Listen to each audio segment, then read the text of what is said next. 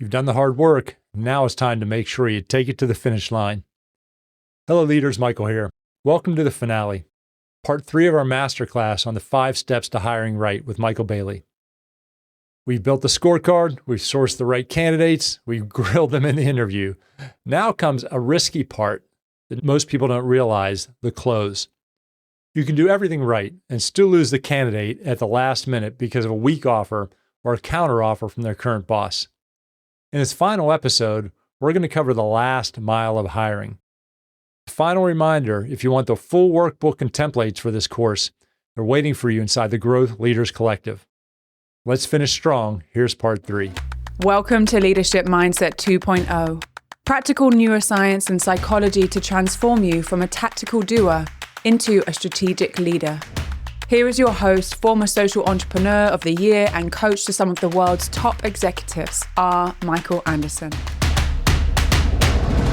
So, it's back to this, don't skip steps and be timely and communicate. Just remember, especially, with anybody, fulfill your promises to them. If you tell them you get back to them on Tuesday and you haven't made a decision, send them an email, say, hey, we're still deciding. But, I deal with a lot of executives that are like, maybe going for another position. They're like, hey, I haven't heard back. And it's really an easy professional thing to do to keep them in the loop on things. And you can extend timelines, but let people know, seriously. Don't skip steps. The offer is more than just compensation. You're still selling. And Mike, you brought this up. Don't get cheap.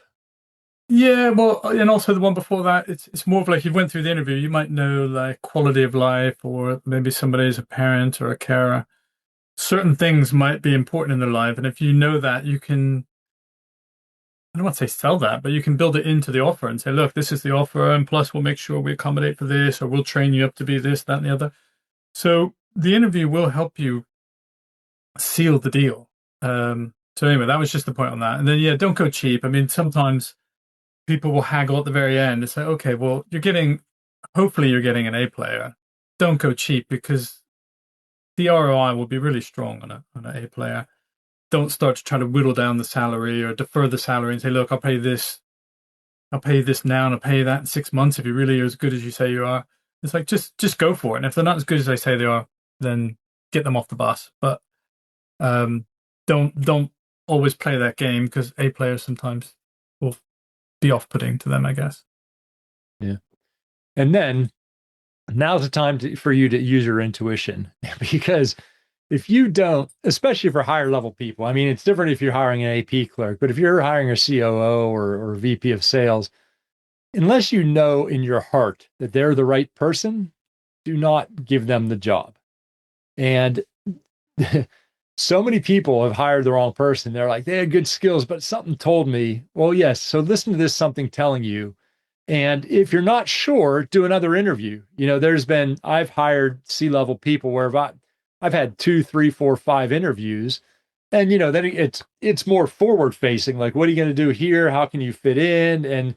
And it's so important that you have that inner voice and you listen to that inner voice. Because there's also been people that have been phenomenal on paper. Well, there was one guy that was phenomenal on paper. I really didn't like him. And then I brought him on and he did an okay job, but nobody really liked him. And then he left and everybody was like, thank God, I couldn't stand that guy. And that's not good for team company morale, retention, et cetera. And I learned that, and I had some great coaches that hammered that home. And I remember looking for, literally a COO. And there was a guy who had phenomenal, really specific industry experience, but just something told me he wasn't the right person. And I didn't bring him on. And I'm really glad I didn't, because I just knew deep down that but it had nothing to do with how he interviewed or anything he said in the interview or anything. So it's massively important.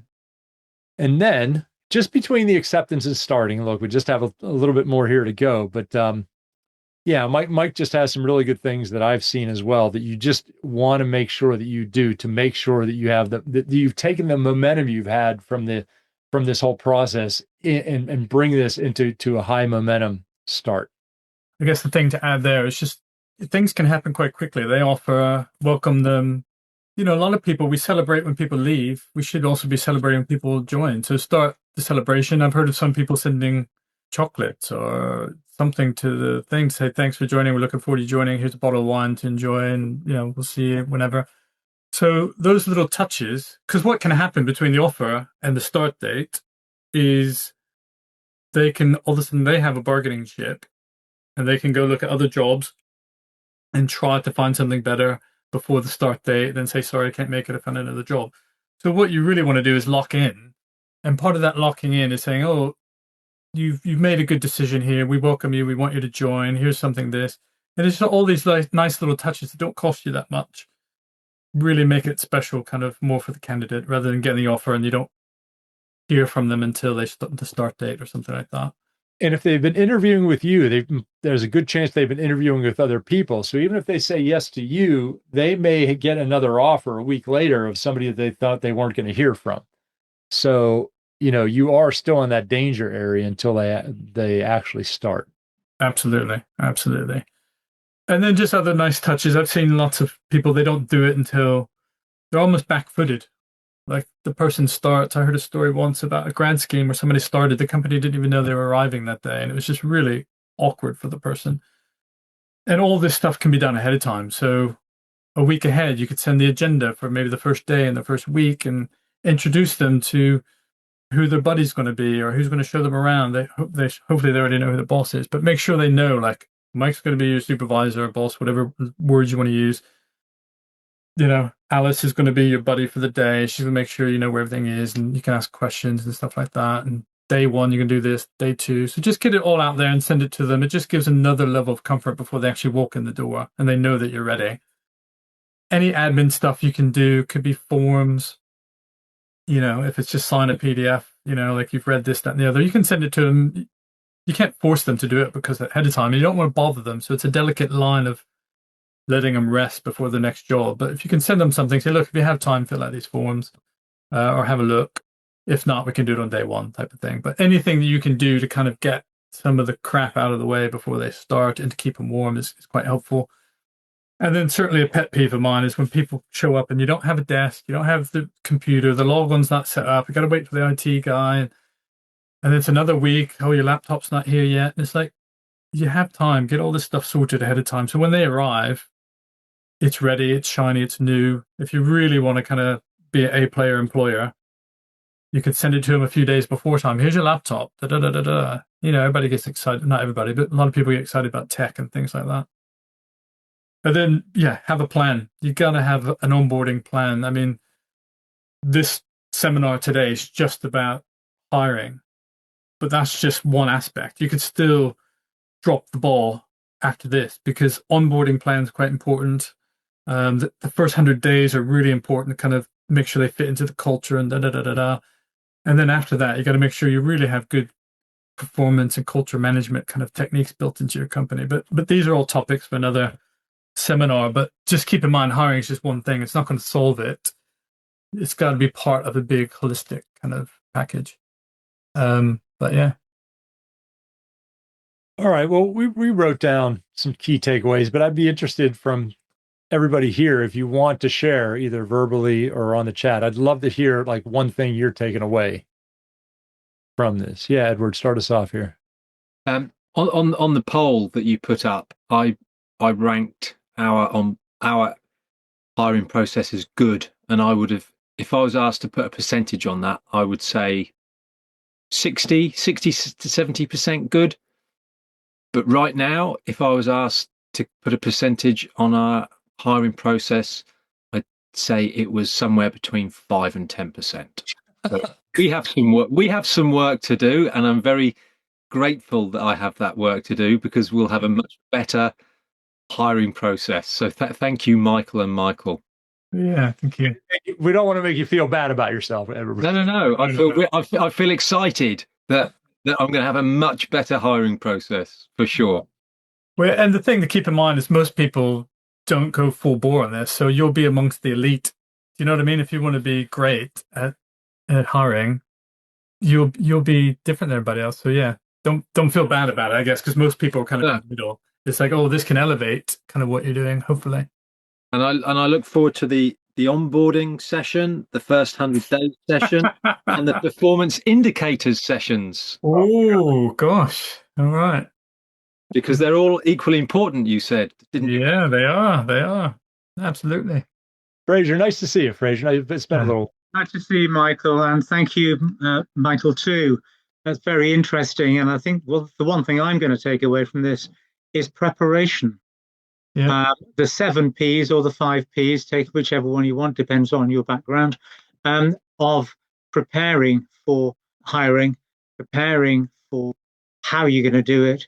I think this has been quite revolutionary in my experience, how to do it right. And similarly, Edward, you're assessing yourself perhaps a little harshly, but I would agree with you that in the past my preparation has been abysmal compared to what we've heard today. So thank you both. It's been quite illuminating. Great. Right. That's good to hear. Thank you. Yeah, I would echo the preparation for sure. So definitely something that I can take, and I like the where I asked the questions about the preparation for that on-site and how to do that. So I think we have some work to do there, and I would echo what you said, Edward. I feel we have a good process, but good can always be better. So until you are, maybe in the exceptional rank, I think there's always room to improve. So I think definitely got a couple tools here that I can take to make that better. Right.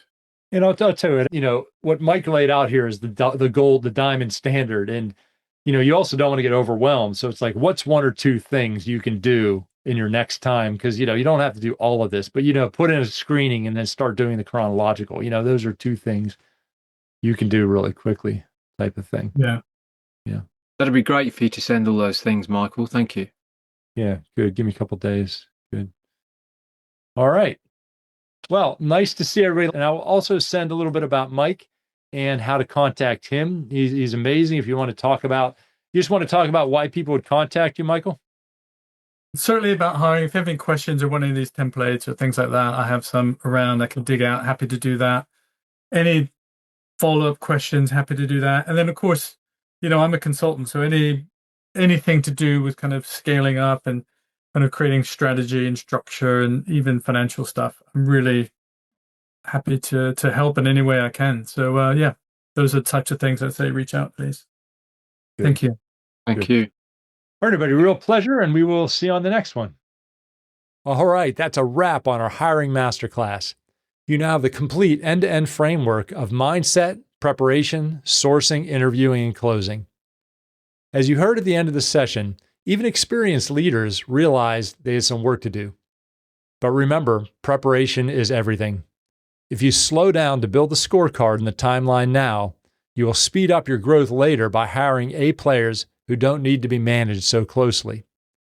And if you enjoyed this deep dive format, let me know. And if you're ready to implement this but need support, check the show notes for Michael Bailey's contact info and the link to join the Growth Leaders Collective. Now go out there and build your dream team. That's it for today's episode, but I have one more question for you. Do you have an upcoming event that could benefit from a Leadership Mindset 2.0 keynote or facilitation? One of my favorite things to do is speak and work with groups at events and leadership meetings. If you want to learn more about my speaking, go to rmichaelanderson.com/speaking, where you can see me on stage and inquire about bringing me in for your event. Then we can both meet in person and your team can get empowered with the latest mindset tools and strategies.